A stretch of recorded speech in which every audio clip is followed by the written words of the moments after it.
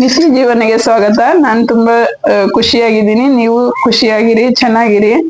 ನಾನು ಇವತ್ತು ಮೊನ್ನೆ ಈ ನಗು, ಈ ಖುಷಿಯಾಗಿರ್ರಿ ಅಂತ ಹೇಳೋದು ನಮ್ ಗುರುದೇವರು ಹೇಳ್ಕೊಟ್ಟಂತ ಮಾತು. ಅವ್ರನ್ನ ನೋಡಿದಕ್ಕೆ ಇದನ್ನ ನಾನು ಅಳವಡಿಸ್ಕೊಂಡಿದೀನಿ. ಏನೇ ಕಷ್ಟ ಇರ್ಲಿ, ಏನೇ ಸುಖ ಇರ್ಲಿ, ಖುಷಿಯಾಗಿರ್ಬೇಕು ಅನ್ನೋದನ್ನ ನಾನು ಅಳವಡಿಸ್ಕೊಂಡಿದೀನಿ. ನಾನು ಮೊನ್ನೆ ಶನಿವಾರ ನಾನು ಗುರುಗಳು ದರ್ಶನಕ್ಕೆ ಹೋಗಿದ್ದೆ, ಗುರುದೇವ್ರ ದರ್ಶನಕ್ಕೆ. ನಾನು 2 ವರ್ಷದಿಂದ ಅವ್ರ ಪ್ರವಚನನ ಸತ್ಯ ದರ್ಶನ ಮತ್ತೆ ತಿರುಚಿಟ್ರಂಬಲಂ ಒಂದು ಚಾನಲ್ ಬರ್ತಿದೆ. ಹಳೆ ಚಾನಲ್ ಅಂದ್ರೆ ತಿರುಚಿಟ್ರಂಬಲಂ ಅನ್ನೋದು ಚಾನಲ್. ಅದ್ರಲ್ಲಿ ನಾನು ಗೋಪಾಲ್ಪುರದ ರಾಜಗುರುಗಳದು ಪ್ರವಚನ ಬರುತ್ತೆ. ನಾನು ತುಂಬಾ 2 ವರ್ಷದಿಂದನೂ ನಾನು ಅವ್ರದ್ದು ಪ್ರವಚನ ನೋಡ್ತಾ ಇದ್ದೆ.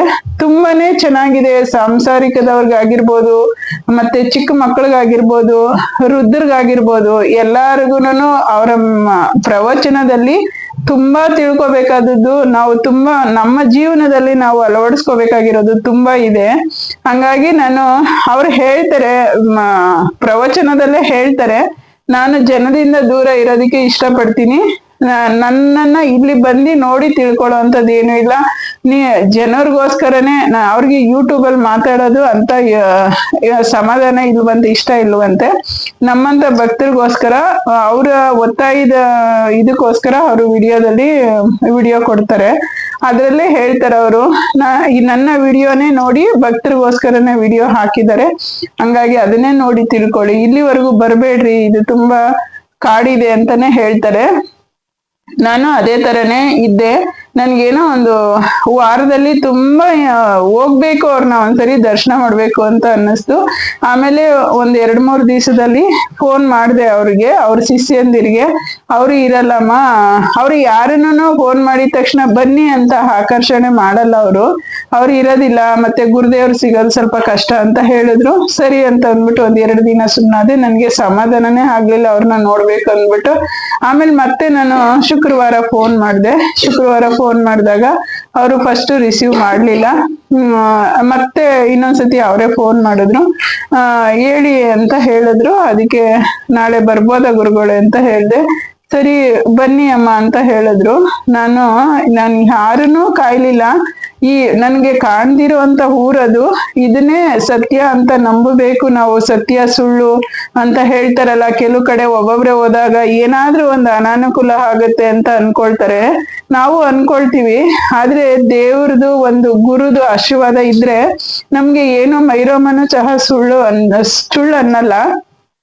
ಅಷ್ಟು ಸುರಕ್ಷಿತವಾಗಿ ಹೋಗ್ಬಿಟ್ಟು ನಾನು ಹೋಗುವಾಗ ನಮ್ಮ ಮನೆ ಬಿಟ್ಟಾಗಿಂದನೂ ಅಷ್ಟೇ ಒಂದೇ ಶ್ರಮ, ಒಂದಾದ್ಮೇಲೆ ಒಂದು 4 ಬಸ್ ಕ್ಯಾಚ್ ಮಾಡ್ಬೇಕು. ಒಂದಾದ್ಮೇಲೆ ಒಂದು ನನಗೆ ಬಸ್ಸು ಹಂಗೆ ಸಿಕ್ತು. ಮತ್ತೆ ಅಲ್ಲಿ ಹೋಗಿ ಗೋಪಾಲ್ಪುರದಲ್ಲಿ ಇಳ್ದಿದ ತಕ್ಷಣ ನಾನು ಫೋನ್ ಮಾಡಿದೆ. ಅವರು ಚಿಕ್ಕ ಗುರುಗಳು, ನಮ್ಮ ಮಗ ಚಿಕ್ಕ ಮಗನಿಗಿಂತ ಚಿಕ್ಕವರೇ ಗುರುಗಳು. ಆದ್ರೆ ಅವ್ರ ಶಿಷ್ಯಂದಿರವ್ರು, ಗುರುಗಳಿಗೆ ಗುರುದೇವರ ಶಿಷ್ಯರವರು. ಫೋನ್ ಮಾಡಿದ ತಕ್ಷಣ ಪಾಪ ಅವ್ರನ್ನ ಕಳಿಸ್ಕೊಟ್ರು. ಅವರು ನನ್ನನ್ನ ಕರ್ಕೊಂಡು ಹೋದ್ರು. ಅದೇನು ಆದಿತ್ಯ, ಅದೇನು ವಿನಯ, ಅದನ್ನಂತೂ ಒಂಥರ ಆ ಪ್ರೀತಿ ವಿಶ್ವಾಸನಂತೂ ನಾವು ಏನಾದ್ರೂ ಊಟ ಅಜೀರ್ಣ ಆಗಿರೋ ಊಟನ ಮಾಡಿದ್ರೆ ನಾವು ಜೀರ್ಣ ಮಾಡ್ಕೊಳಕ್ ಆಗೋದಿಲ್ವಲ್ಲ, ಆತರ ಅವ್ರ ಪ್ರೀತಿ ವಿಶ್ವಾಸ ಚಿಕ್ಕ ಮಕ್ಕಳಿಂದನೂ ಕಲಿಬೇಕಾಗಿರೋದು ತುಂಬಾನೇ ಇದೆ. ನನಗೆ ಆ ಪ್ರೀತಿ ವಿಶ್ವಾಸ ಅಂತೂ ನನಗೆ ಒಂದು ಚೂರು ಎಳ್ಳಷ್ಟು ಮರೆಯಕ್ ಆಗ್ತಿಲ್ಲ. ಮತ್ತೆ ಅವ್ರನ್ನ ಯಾರನ್ನು ಬನ್ನಿ ಅಂತ ಅವ್ರು ಕರೆಯಲ್ಲ. ಆದ್ರೂನು ನನಗೆ ಆ ಪ್ರೀತಿ ವಿಶ್ವಾಸ, ಆ ಒಡನಾಟ, ಏನು ವಿನಯ, ಏನು ಗೌರವ, ನಮ್ಮ ಜೊತೆನಲ್ಲಿ ಹುಟ್ಟಿರೋರಾಗಿರ್ಬೋದು, ಸಂಗಡ ಬೆಳೆದವರಾಗಿರ್ಬೋದು, ಫ್ರೆಂಡ್ಶಿಪ್ ಅಲ್ಲಿ ಎಲ್ಲೂ ಸಹ ಆ ಪ್ರೀತಿ ವಿಶ್ವಾಸ ಸಿಗದೇ ಇಲ್ಲ. ನನಗೆ ನನ್ನ ತಂದೆ ಇದ್ದಾಗ ನನಗೆ ಆ ಪ್ರೀತಿ ಸಿಕ್ಕಿತ್ತು. ನನ್ನ ತಂದೆ ಕಾಣಿಯಾಗಿ ಇವಾಗ 5-6 ವರ್ಷ ಆಯ್ತು. ಆ ಮಾತಾಗಿರ್ಬೋದು, ಆ ಪ್ರೀತಿ ಆಗಿರ್ಬೋದು, ನನ್ನ ತಂದೆ ಇದಾದ್ಮೇಲೆ ಇಲ್ಲ. ನನಗೆ ಅಷ್ಟು ಪ್ರೀತಿ ಅಲ್ಲಿ ಆ ಗುರುದೇವರ ಶಿಷ್ಯರಿಂದನೇ ನನಗೆ ತುಂಬಾ ಮನಸ್ಸಿಗೆ ಆಳವಾಗಿ ಪ್ರೀತಿ ಸಿಕ್ತು. ಮತ್ತೆ ಗುರುದೇವ್ರನ್ನ ನೋಡಿದ ತಕ್ಷಣ ನನಗೆ ನಾನು ಆದಷ್ಟು ಕಣ್ಣೀರ್ ಹಾಕೋದನ್ನ ನಾನು ಕಡಿಮೆ ಮಾಡಿದೀನಿ. ಹೆಣ್ಮಕ್ಳು ಕಣ್ಣೀರ್ ಹಾಕ್ಬಾರ್ದು, ಮನೇಲಾಗ್ಲಿ ಎಲ್ಲಾಗ್ಲಿ ಕಣ್ಣೀರ್ ಹಾಕ್ಬಾರ್ದು ಅಂತ ಅನ್ನೋದನ್ನ ನಾನು ಕಡಿಮೆ ಮಾಡಿದೀನಿ ತುಂಬಾ. ಆದ್ರೂ ಒಂದೊಂದು ಸಿಚುವೇಶನ್ಗೆ ಅದು ತುಂಬಾ ಕಷ್ಟ ಇರ್ಬೋದು, ಆದ್ರೆ ತುಂಬಾ ಖುಷಿ ಇರ್ಬೋದು. ನನಗೆ ಇವಾಗ ಖುಷಿ ಅಂತ ಕಷ್ಟ ಅಂತೂ ಅನ್ನಿಸ್ತಿಲ್ಲ. ಆ ಖುಷಿಗೆ ಅವ್ರು ನೋಡಿದ ಖುಷಿಗೆ ನನಗೆ ಏನ್ ಹೇಳ್ಬೇಕಂತ ಗೊತ್ತಾಗ್ಲಿಲ್ಲ, ಕಣ್ಣಲ್ಲಿ ನೀರೇ ಬಂತು ನನಗೆ. ಅವರು ಒಂಥರ ಮಕ್ಕಳೇ ಅನ್ನೋ ತರ ಎಷ್ಟು ಸಂತೋಷದಿಂದ ಒಳ್ಳೆ ಭಾವನೆನಲ್ಲಿ ಒಳ್ಳೆ ಇದ್ರಲ್ಲಿ ನಾವು ಮಠನ ಬಿಟ್ಟು ಆಶ್ರಮನ ಬಿಟ್ಟು ಹೋಗ್ಬೇಕು ಅಂತಾನೆ ಅನ್ಸಲ್ಲ. ಆಮೇಲೆ ಯಾರನ್ನು ಹೊರಡ್ತೀರಾ ಇರ್ತೀರಾ ಅಂತ ಕೇಳ್ತಾರೆ. ಹೊರಡುವಾಗೂ ಅಷ್ಟೇನೆ ಯಾವ ಮನೆಯಲ್ಲೂ ಸಿಗದೆ ಇರುವಂತ ಆದಿತ್ಯ ಗೋಪಾಲಪುರದ ಮಠದಲ್ಲಿ ಸಿಗುತ್ತೆ. ಕಾರಲ್ಲಿ ಹೋಗಿರೋರಾದ್ರೆ, ನಾನು ಒಬ್ಳೆ ಹೋಗಿದ್ದು, ಬಸ್ಸಲ್ಲೇ ಹೋಗಿದ್ದು. ಅವ್ರು ಯಾರೋ ಬೇರೆ ಭಕ್ತರು ಬಂದಿದ್ರು, ಅವರು ಹೊಸಬ್ರಂತೆ. ಅವರೇ ಗುರುದೇವ್ರೇ ಹೇಳಿದ್ರು ಅವ್ರಿಗೆ, ಒಬ್ರೇ ಬರ್ಬೇಡ್ರಿ ಅಂತಾನೆ ಹೇಳ್ತಾರೆ. ಈ ಕಾಡು ಇದಕ್ಕೆ ಮನೆಯಲ್ಲಿ ಹೇಳ್ಬಿಟ್ಟು ಬಂದಿದ್ದೀರಾ, ಎಲ್ಲರಿಗೂ ವಿಷಯ ತಿಳಿಸಿದೀರಾ, ಇಲ್ಲಿಗೆ ಬಂದಿದ್ ಉದ್ದೇಶ ಏನು ಅಂತ ಕೇಳ್ತಾರೆ. ಮತ್ತೆ ನಾವು ಒಬ್ರೇ ಬಂದಿದ್ದವಾಗ ಆ ಗುರುಗಳು ಇನ್ನೊಬ್ರು ಹೇಳಿದ್ರು, ಗುರುಗಳೇ ನಾನು 4 ಗಂಟೆವರೆಗೂ ನೋಡ್ಬಿಟ್ಟು ಹೊರ್ಟೋಗ್ತೀನಿ, ಗುರುದೇವ್ರು ಸಿಕ್ಲಿಲ್ಲ ಅಂತಂದ್ರೆ ಮತ್ತೆ ನಾನು ಒಬ್ಳೆ ಹೋಗ್ಬೇಕಲ್ಲ ಅಂದಿದ್ದಕ್ಕೆ ನಿಮ್ಮನ್ನ ಮನೆಗೆ ತಲುಪ್ಸೋ ಜವಾಬ್ದಾರಿ ನಮ್ದು ಅಮ್ಮ ಅಂತ ಹೇಳಿದ್ರು ಅಲ್ಲಿರೋ ಶಿಷ್ಯಂದಿರು. ಮತ್ತೆ ಅದೇ ತರ ನಾನು ನಿಮ್ಮನ್ನ ಬಸ್ ಹತ್ತಿಸ್ಬಿಟ್ಟು ಬರ್ತೀನಿ ಅಂತ ಹೇಳಿದ್ರು. ಆಮೇಲೆ ಮನೆಗೆ ಹೋದ್ಮೇಲೆ ನಮ್ಗೆ ಫೋನ್ ಮಾಡಿ, ಆಶ್ರಮಕ್ಕೆ ಫೋನ್ ಮಾಡಿ ಅಂತ ಹೇಳ್ತಾರೆ. ಅಷ್ಟು ಹೆಣ್ಮಕ್ಳ ಬಗ್ಗೆ ಯಾರು ಕೇರ್ ತಗೊಳ್ತಾರೆ? ಆಮೇಲೆ ಬೇರೆ ಬೇರೆ ಕಡೆ ಇಂದ ತುಂಬಾ ದೂರದಿಂದನೂ ಸಹ ಅಲ್ಲಿ ಸೇವೆ ಮಾಡಕ್ಕೆ ಹೆಣ್ಮಕ್ಳು ಮತ್ತೆ ಗಂಡ್ಮಕ್ಳು ಎಲ್ಲಾರು ಬರ್ತಾರೆ.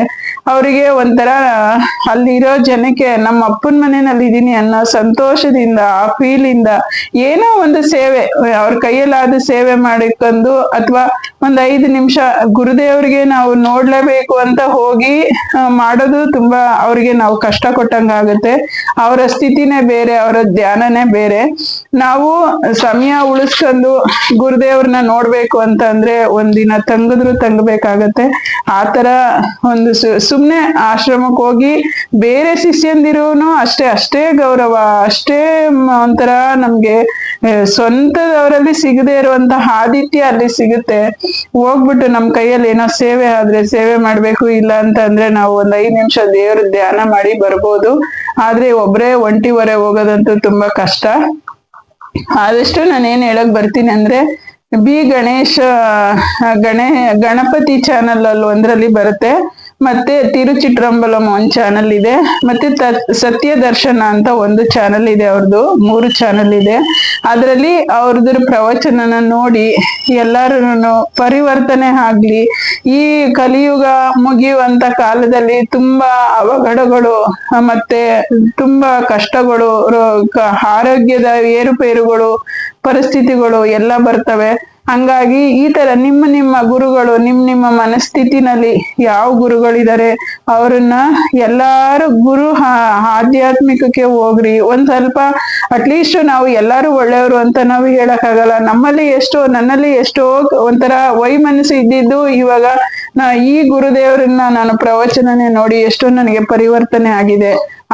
ಆತರ ಪರಿವರ್ತನೆ ಮಾಡ್ಕೊಂಡು ನಿಮ್ಮ ಮಕ್ಕಳಾಗ್ಬೋದು, ನಿಮ್ಮ ಸಂಸಾರ, ನಿಮ್ಮ ಸುತ್ತಮುತ್ತ ಬಳಗಗಳು ಚೆನ್ನಾಗಿರ್ತವೆ.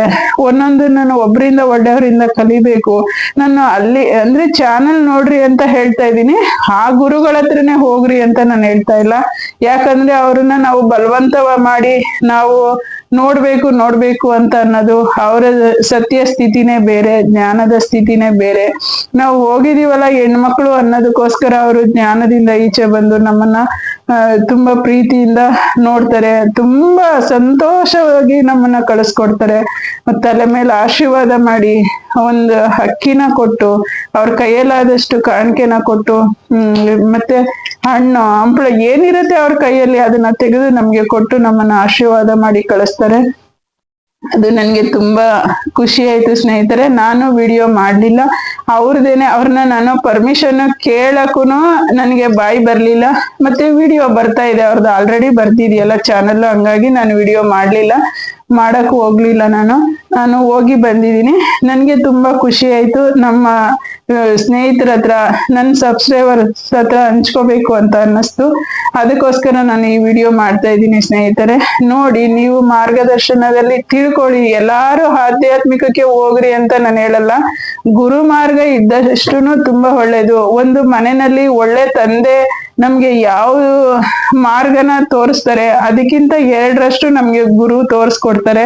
ಹಂಗಾಗಿ ಗುರು ಸಜ್ಜನರ ಸಹವಾಸ ಹೆಜ್ಜೆಯನ್ನು ಸವಿದಂತೆ ಅಂತ ನಮ್ಮ ಹಿರಿಯವರು ಗಾದಿ ಹೇಳಿದ್ದಾರೆ. ಅದು ಖಂಡಿತ ಸತ್ಯ. ಅದನ್ನ ಆ ಗುರು ಮಟ್ಟದಲ್ಲಿ ನೋಡಿದ್ಮೇಲೆ ನನ್ಗೆ ತುಂಬಾ, ನಮ್ಮ ಮೊಮ್ಮಕ್ಕಳನ್ನೂ ಸಹ ಒಂದು ಸತಿ ಕರ್ಕೊಂಡ್ ಹೋಗ್ಬೇಕು. ಅವ್ರು ಚಿಕ್ಕವರು, ನಮ್ಗೆ ಏನೋ ಅರಿವು ಇಲ್ಲ, ನಮ್ಗೆ ಗುರು ಇಲ್ಲ, ಅರಿವಿಲ್ಲ. ನಾವು ಏನೋ ತಪ್ಪು ಮಾಡಿರ್ತೀವಿ. ತಪ್ಪು ನಮ್ಗೆ ಗೊತ್ತಿಲ್ದಿರೋನ ಖಂಡಿತ ಮಾಡಿರ್ತೀವಿ. ಅಂತವ್ರದ್ದು ಗುರುದು ಮತ್ತೆ ಶಿಷ್ಯಂದಿರ್ದು ಸ್ವಲ್ಪ ಒಂಚೂರು ಅಲ್ಲಿ ಒಂದು ಸ್ವಲ್ಪ ಓಡಾಡಿದ್ರೆ, ಅವ್ರ ನೆಳ್ಳಾದ್ರೂ ಬಿದ್ದು ನಮ್ಮ ಮುಂದಿನ ಪೀಳಿಗೆಗೆ ಒಳ್ಳೇದಾಗ್ಲಿ ಅಂತ ಅನ್ನೋ ಭಾವನೆಯಿಂದ ನನ್ನ ಮೊಮ್ಮಕ್ಕಳನ್ನ ಸಹ ನಾನು ಕರ್ಕೊಂಡು ಹೋಗ್ತೀನಿ ಯಾವಾಗನ ಸಮಯ ಸಿಕ್ಕಿದಾಗ.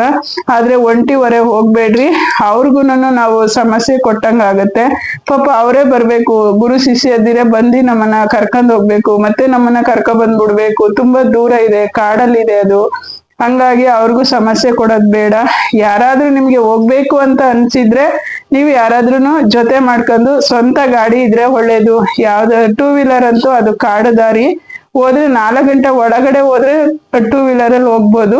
ಇಲ್ಲಾಂದ್ರೆ ಕಾರು, ಆಟೋ ಆತರ ಪರವಾಗಿಲ್ಲ. ಆಟೋನು ಸ್ವಲ್ಪ ಡೇಂಜರ್ ಅನ್ಸುತ್ತೆ, ಆ ಕಡೆ ಈ ಕಡೆ ಓಪನ್ ಇರುತ್ತೆ. ಹಂಗಾಗಿ ಕಾರಲ್ಲಾದ್ರೆ ಹೋಗ್ಬೋದು. ಒಂದಷ್ಟು ಜನ ಸೆಟ್ ಮಾಡ್ಕೊಂಡು ಹೋಗಿ. ಏನ ಗುರುಗಳು ಸಿಗ್ತಾರೆ ಅಂತ ಹೇಳಕ್ ಆಗೋದಿಲ್ಲ. ನಮ್ಮ ಅದೃಷ್ಟ ಹಣೆ ಬರ ಇದ್ರೆ ಸಿಗ್ಬೋದು. ಇಲ್ಲ ಅಂತ ಅಂದ್ರೆ ಆ ಗುರುಕುಲನ ನೋಡಿ, ದೇವರಲ್ಲಿ ಹೋಗಿದ ತಕ್ಷಣ ಏನೇನೋ ಅವ್ರ ಕಟ್ಟುಪಾಡುಗಳಿದಾವೆ, ಅವೆಲ್ಲ ಮಾಡಿಸ್ತಾರೆ. ಜಾತಿ ಭೇದ ಇಲ್ಲ, ಬಡವ ಶ್ರೀಮಂತ ಅನ್ನೋದಿಲ್ಲ. ನಮ್ದು ಏನೋ ನಮ್ ಕೈಯಲ್ಲಾಗಿದ್ದೇನೋ ಹಣ್ಣು ಹಂಪ್ಲ ತಗೋಗಿ ಕೊಟ್ಟು ಕಾರಣಿಕೆ ಇಟ್ರುನು ಆಗತ್ತೆ, ಇಡದೇ ಇದ್ರು ಆಗತ್ತೆ. ಅವ್ರೇನು ಯಾರನ್ನು ನೀವು ಕೊಡ್ರಿ ಅಂತ ಹೇಳಲ್ಲ. ಆದ್ರೆ ಓದೋರ್ಗೆಲ್ಲ ಪ್ರಸಾದನ ವಿತರಣೆ ಮಾಡೋದ್ರಿಂದ ನಾವು ಏನೋ ನಮ್ ಕೈಯಲ್ಲಾಗಿದ್ ಕಾಣಿಕೆ ಕೊಟ್ರೆ ನಮ್ಗೂ ಮನಸ್ಸಿಗೆ ಸಮಾಧಾನ ಸಿಗತ್ತೆ. ಹಂಗಾಗಿ ತುಂಬಾ ಚೆನ್ನಾಗಿದೆ ಸ್ನೇಹಿತರೆ. ಅದು ನಮ್ಮ ಮುಂದಿನ ಪೀಳಿಗೆಗೆ ಒಳ್ಳೆಯ ಬೆಳವಣಿಗೆ. 1-2 ದಿನ ಮಕ್ಕಳನ್ನಾದ್ರೂ ಕರ್ಕೊಂಡು ಹೋಗಿ ಬಂದ್ರೆ ಒಳ್ಳೇದು ಅಂತ ನನ್ನ ಒಂದು ಅನಿಸಿಕೆ ಆಯ್ತು. ಅದಕ್ಕೆ ನಮ್ಮ ವೀಕ್ಷಕರು ಯಾರಾದ್ರೂ ಹೋಗುವಂತವ್ರು ಇದ್ರೆ ಹೋಗ್ಲಿ ಅಂತ ಅಂದ್ಬಿಟ್ಟು ನನಗೆ ಇದು ತುಂಬಾ ಸಂತೋಷ, ತುಂಬಾ ಖುಷಿ ಆಯ್ತು.